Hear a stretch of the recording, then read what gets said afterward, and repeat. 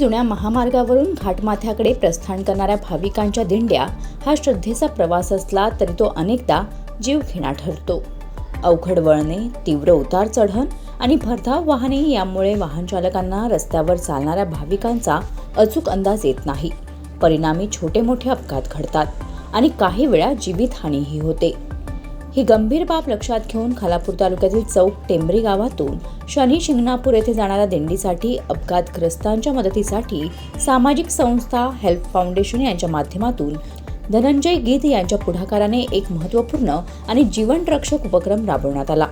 दिंडीत सहभागी प्रत्येक भाविकाला reflector, safety jackets, caps आणि सिग्नल बॅटन देण्यात आले. घाटातील अंधारे आणि धोकादायक वळणांवर भाविक स्पष्ट दिसावेत यासाठी ही साधने अत्यंत उपयुक्त ठरणार आहेत.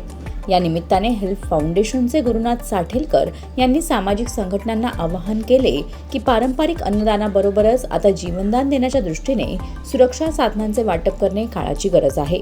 श्रद्धेला सुरक्षिततेची जोड दिल्यास अनेक अपघात टाळता येऊ शकतात असेही त्यांनी स्पष्ट केले. राष्ट्रीय महामार्ग क्रमांक 48 वरून नित्यनेमानं वेगवेगळ्या भाविकांच्या दिंड्या जात असतात, परंतु त्यांच्या जीविताची काळजी म्हणून आणि त्यांना सुरक्षेचं साधन म्हणून हेल्प फाउंडेशनच्या माध्यमातून धनंजय गीत यांच्या पुढाकाराने त्यांना सेफ्टी जॅकेट्स, सिग्नलिंग बॅटन आणि कॅप दिलेले आहेत, जेणेकरून त्यांचा प्रवास सुरक्षित व्हावा आणि त्यांना कोणत्याच प्रकारची अडचण येऊ नये या पद्धतीने त्यांनी प्रवास करत असताना वाहतुकीला कोणतीही बाधा होऊ नये अशा पद्धतीने त्यांनी देखील एक संकल्प केलेला आहे.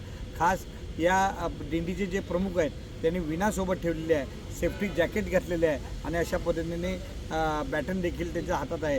हे खऱ्या अर्थानं सेफ्टीच्या बाबत त्यांनी अत्यंत जागरूकपणे हा आमचा जो कन्सेप्ट आहे तो कन्सेप्ट ॲक्सेप्ट केलेला आहे. त्याबद्दल त्यांचे धन्यवाद.